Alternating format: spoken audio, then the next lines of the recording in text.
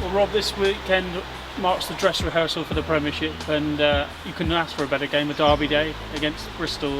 Let's talk about that first and foremost. Yeah, I think the interesting thing for us is that we're still alive in the competition. I think that's the really important thing. So it's made the game kind of doubly important. It's not just that kind of hit out before we get in the Premiership. It's actually also got something genuinely riding on it.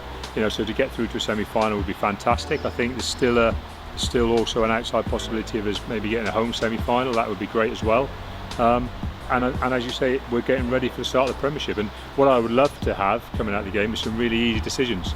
I'd love to be able to go, well, I know bang on who the top 23 are, because they've all proved it, either this weekend or last weekend or the weekend before. But at the moment, I think that's the big challenge for the players, is not only to go out there and play well in this game for what this game is, but also to show that they're the person who's demanding a shirt next week. And that's probably what we'll talk about on Friday in the team run, is which one of them is going to go out and demand that they play next week, because that's what you want as a coach. You want to see players stand up saying, you can't leave me out.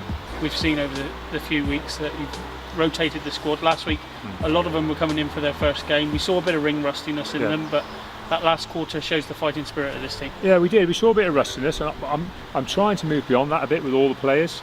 I'm kind of wanting everyone to stop moving beyond, well, I'll need a game or two to get ready.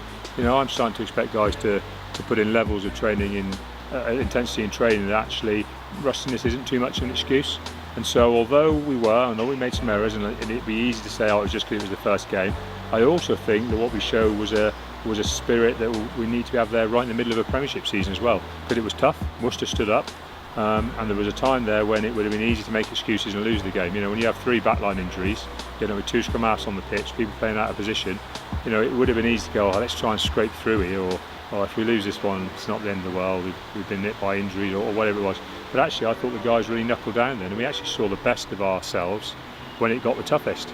And that's what really impressed me. That showed that we probably are ready to get stuck into the season, and I'd like to see that kind of spirit again this weekend. I was going to say, you cannot coach that, you cannot buy that. It's something that comes from the players within, doesn't it? That's right. That's them looking at each other and deciding to go, come on, let's knuckle down here, guys, and let's get this game won. And as I say, I thought our physicality and our intensity and our accuracy, they all cranked up in that last quarter when we really needed it to, and ultimately that's why we scored those 2 late tries that got us a bonus point, which has potentially made this game really, really interesting for us as to what we can achieve from it. You often talk about it, Rob, that you don't break sides down in the first 20 minutes. It can take you an hour or so, and the amount of tackles that Worcester had to put in was testament to that last week. You did have to break them down. Well, if a team break in the first 10 minutes, you're in the wrong competition, because it shouldn't happen. And it's been an awful long time since I've been involved in the game where you're kind of sitting there comfortable after 10 minutes and thinking it's going your way.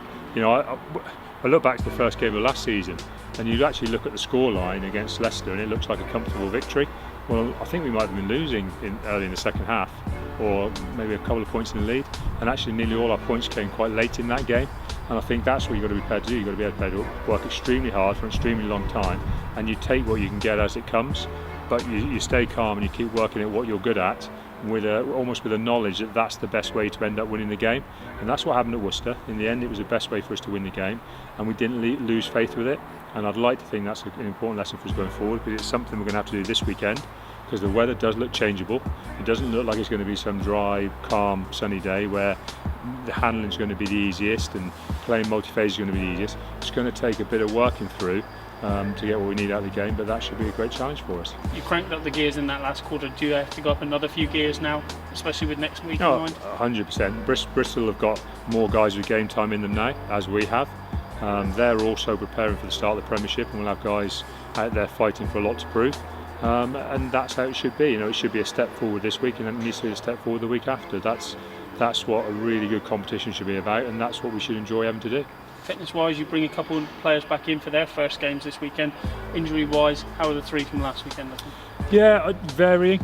Ian was fine. He was fine post-game. Started his return to play protocol as he should have done. Has passed every element of that so far, so we're 100% expecting him to be fit. Obviously, Dolo was a hamstring. That's not going to cover up just in the space of a week. He's going to be several weeks with his hamstring. And obviously, Ollie is making a remarkable recovery at this stage. He did have some bad issues immediately after the incident, but every X-ray and scan we've had has been very positive.